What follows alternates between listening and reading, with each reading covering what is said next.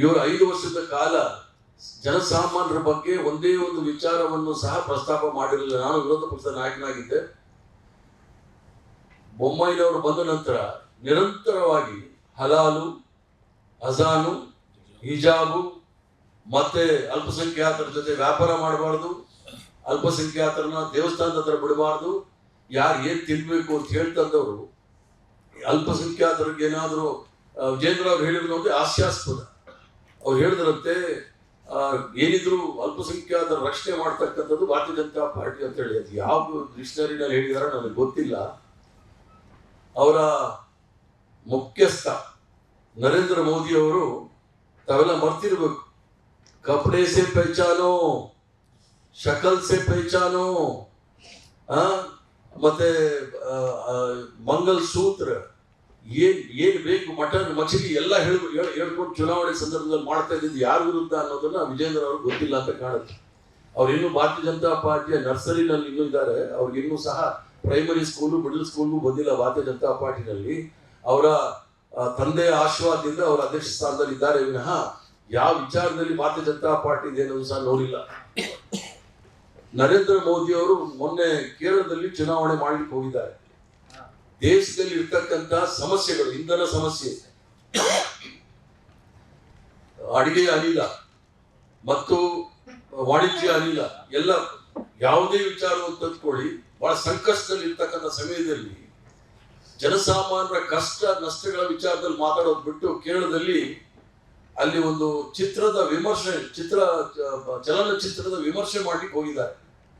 ಕಾಂಗ್ರೆಸ್ ಪಕ್ಷದವರು ಕಾಶ್ಮೀರ್ ಫೈಲ್ ವಿರುದ್ಧ ಸುಳ್ಳು ಹಬ್ಬಿಸ್ತಾ ಇದ್ದಾರೆ, ದುರಂಧರ್ ವಿರುದ್ಧ ಸುಳ್ಳು ಹಬ್ಬಿಸ್ತಾ ಇದ್ದಾರೆ, ಮತ್ತೆ ಇನ್ನೊಂದು ಯಾವ್ದೋ ಫಿಲ್ಮ್ ಇದೆ ಕಾಶ್ಮೀರ್ ಫೈಲು, ಕೇರಳ ಫೈಲ್ ಅಂತ ಹೇಳಿ.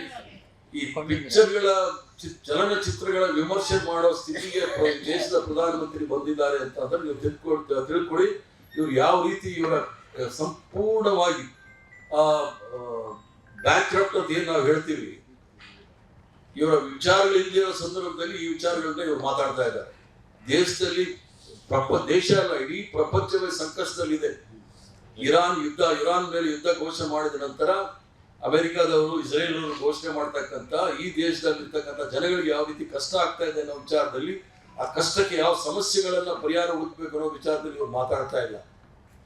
ಇವ್ರು ಮಾತಾಡಿದ್ರೆ, ನಾನು ಈಗಾಗಲೇ ಬಾಗಲಕೋಟೆಯಲ್ಲೂ ಸಹ ಹೇಳಿದೆ, ಜನಸಾಮಾನ್ಯರನ್ನ ದೊಡ್ಡ ಸಾಲು ಕ್ಯೂನಲ್ಲಿ ನಿಲ್ಸದೆ ಇವರಿಗೆ ದೊಡ್ಡ ಮಾಸ್ಟರ್ ಸ್ಟ್ರೋಕ್ ಅಂತ ಆಗ್ಬಿಟ್ಟಿದೆ. ಅದು ನೋಟ್ ಅಮಾನ್ಯೀಕರಣ ಇರ್ಬೋದು. ಆಗ ಲಕ್ಷಾಂತರ ಜನ ಬ್ಯಾಂಕ್ಗಳ ಮುಂದೆ ಕ್ಯೂ ನಿಂತು ಅವ್ರದೇ ಹಣ ಕ್ಯೂನಲ್ಲಿ ನಿಂತು ಪ್ರಾಣಗಳನ್ನು ಸಹ ಕಳ್ಕೊಂಡಿದ್ದಾರೆ.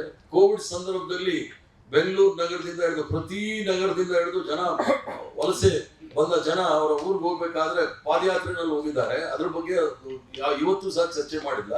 40 ಲಕ್ಷ ಜನ ಪ್ರಾಣ ಕಳ್ಕೊಂಡ್ರು, ಅದ್ರ ಬಗ್ಗೆ ಇನ್ನೂ ಚರ್ಚೆ ಆಗಿಲ್ಲ. ಈ ಜನಗಳ ಸಂಕಷ್ಟ ಬಂದಾಗ ಇವ್ರು ಏನಾದ್ರು ಚರ್ಚೆ ಮಾಡ್ತಾರೆ ಅಂದ್ರೆ ಚಲನಚಿತ್ರನ ವಿಮರ್ಶೆ ಮಾಡ್ಲಿಕ್ಕೆ ಹೋಗಿದ್ದಾರೆ. ಈಗ ಬೆಂಗಳೂರು ನಗರದಲ್ಲಿ ಆ ಕೆಂಗೇರಿ ಅಂತ ಒಂದು ಜಾಗ ಇದೆ, ಅಲ್ಲಿ ಸಾವಿರಾರು ಆಟೋ ರಿಕ್ಷಾಗಳು ಲೈನಲ್ಲಿ ನಿಂತಿದೆ, ಗ್ಯಾಸ್ ಸಿಕ್ಕಿದೆ. ಮತ್ತೆ ಮೊನ್ನೆ ಒಂದು 2 ವಾರದ ಹಿಂದೆ 10 ರೂಪಾಯಿ ಸುಂಕವನ್ನ ಕಮ್ಮಿ ಮಾಡ್ತೀವಿ ಪೆಟ್ರೋಲು ಗ್ಯಾಸ್ ನಲ್ಲಿ ಅಂತ ಹೇಳಿದ್ರು. ಸುಂಕವನ್ನು ಕಮ್ಮಿ ಮಾಡಿದ್ದಾರೆ, ಅದರ ಅನುಕೂಲ ಯಾವುದೇ ಗ್ರಾಹಕರಿಗೂ ಸಹ ಬಂದಿಲ್ಲ. ಆದ್ರೆ ಈಗ ಏಕಾಏಕಿ ಗ್ಯಾಸ್ ದರವನ್ನು ಸಹ ಹೆಚ್ಚಿಸಿದ್ದಾರೆ, ಪೆಟ್ರೋಲ್ ದರವನ್ನು ಹೆಚ್ಚಿಸ್ತಾರೆ. ಈ ಪಂಚರಾಜ್ಯದ ಚುನಾವಣೆ ಆದ್ರೆ ಈ ಒಂದು ಬೆಲೆ ಏರಿಕೆ ಅಂತಕ್ಕಂಥದ್ದು ಗಗನವನ್ನು ಮುಟ್ತಕ್ಕಂಥದ್ದು ಯಾರಿಗೂ ಸಹ ಸಂಶಯ ಬೇಕಾಗಿಲ್ಲ. ಆದ್ರಿಂದ